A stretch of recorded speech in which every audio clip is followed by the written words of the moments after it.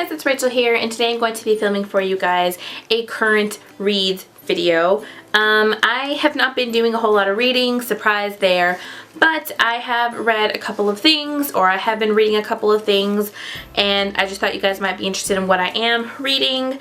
A couple of updates about me. I know I've been filming a lot of planner videos, but it's just honestly because I haven't done a lot of reading, and a lot of that is because my stepmother-in-law recently passed away, and so I've been spending a lot of time with my father-in-law, just trying to help him to kind of transition into, I don't want to say being alone, but transition into a different stage in his life where he's going to have to kind of change the way he does things based on the fact that, you know, his wife died. I am doing good. Thank you for all of the people that have asked me if I'm doing okay, if I needed anything. I am doing good. It's kind of like a step at a time type thing. When I'm not thinking about it, I'm okay, but when I start to think about it is when I start to get really down. I especially feel really down when I am with my father-in-law, just because I feel so bad, but you know, that's a topic for a whole nother day. But anyways, like I said, I wanted to share with you guys the books that I am currently in the middle of, and so yeah, let's go ahead and get started. So the first book that I've been reading is a book that was not directly recommended to me, but was talked about in a video that I was watching by Susie from Read Susie Read, and it was a nonfiction book that she had read, and I think that this book right now, especially given the circumstances of everything that's happened, is kind of perfect for what is going on. So the book that I'm currently reading is The Year of Magical Thinking by Joan Didion. Now this is a nonfiction book following a woman named Joan Didion, of course. And pretty much what happens to her is that her daughter is very gravely ill and she's in a coma in the hospital, and her and her husband have gone home. They go home, they start eating dinner, and right before dinner her husband has a massive heart attack and dies pretty much right in front of her. And so this is pretty much about the sudden change, sudden death, how this woman copes with the fact that her husband has died, her daughter is very sick. This is how she's coping with it, how she's going through the different stages. This follows a whole bunch of different things like that, and I'm about 106 pages into it, so I'm halfway through the book. I am enjoying it. It's a little fact heavy, I would say, but I am enjoying it, and there's definitely different places in here that's definitely resonated with me, especially in terms of my father-in-law. There is a specific thing in here talking about like grief, two different kinds of grief, and mourning, and I think that's really interesting. And something that I find really interesting about this book, and that I really feel like resonated with me as well, was the fact that she talks about how people tend to like uplift, make people feel really good about the fact when they, you know, when you see people when they're mourning, they're coping, they're, you know, grieving, and they seem to be doing so well, and everybody's like, man, you're taking it so well, you're such a trooper, almost like we're idolizing them for being able to handle such a situation, when really that person, they have every right to grieve over a certain type of situation, and we shouldn't vilify somebody or make somebody feel bad for the fact that they're grieving over the death of somebody that you loved.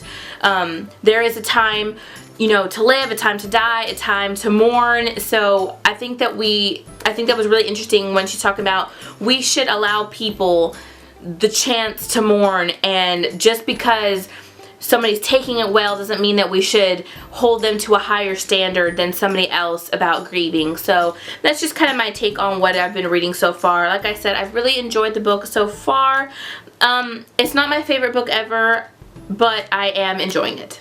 And the second book that I have been reading is going to be Black Lies by Alessandra Torre. If you guys don't know who Alessandra Torre is, she is the writer who wrote the Girl in 6E trilogy. Her pen name is A.R. Torre, and using A.R. Torre, she writes erotic suspense, and Alessandra Torre, she used that to write just generally erotic stories. I actually contacted Alessandra because she had posted on Twitter saying that she was looking for people to read an arc of a book that she had just recently written that's coming out in March, and I believe it's called Love, Chloe.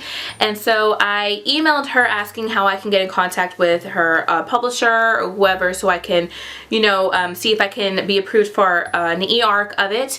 And she gave me her information, said she'd love for me to read an arc of it, to sign up for her arc of it. And then she was kind enough to let me know that she would love it if I reviewed any of her books, and she told me that there was a book, the book that she feels is her best work, and that was Black Lies. And she was kind enough to send me the file for it, so it was really, really nice. I love Alessandra Torre. I think she is fabulous. She's beautiful.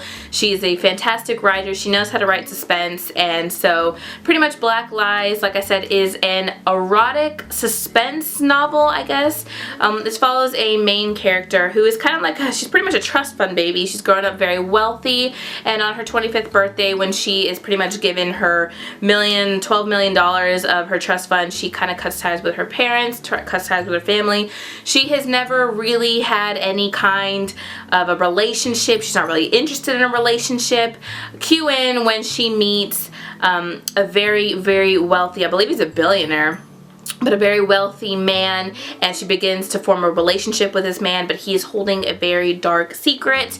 And then you also find out that our main character is sleeping with somebody else as well, so she's kind of holding two relationships. It's really interesting so far. I'm about 20% of the way through it. I have not yet met the other man. I'm still only on the first man, but I'm enjoying it. I definitely agree that she knows how to write time, and what I mean by that is, like, she's writing on, she'll say, you know, 2 years previously, or 1 year 6 months before, or whatever, leading up to the big moment. And I think she's really good about writing suspense in the form of time.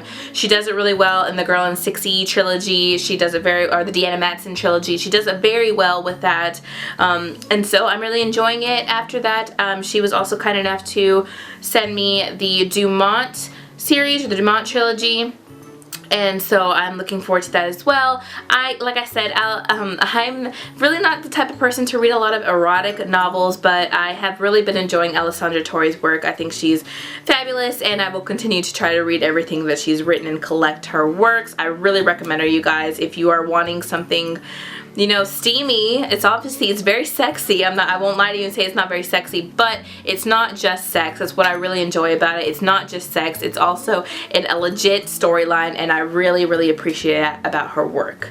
Anyways, guys, that is what I'm currently reading. If you guys have any questions or any recommendations, you can feel free to let me know down below. Thank you guys for everybody that's been sticking around lately, especially through my planner videos. I have just really enjoyed filming planner videos, and a lot of you guys seem to really be enjoying it. I understand that I'm losing some subscribers, but you know what? Hey, I'm alright. In the long run, I'm going to be okay. So, other than that, guys, thanks so much for commenting, liking, and subscribing, and I will talk to you guys in my next video.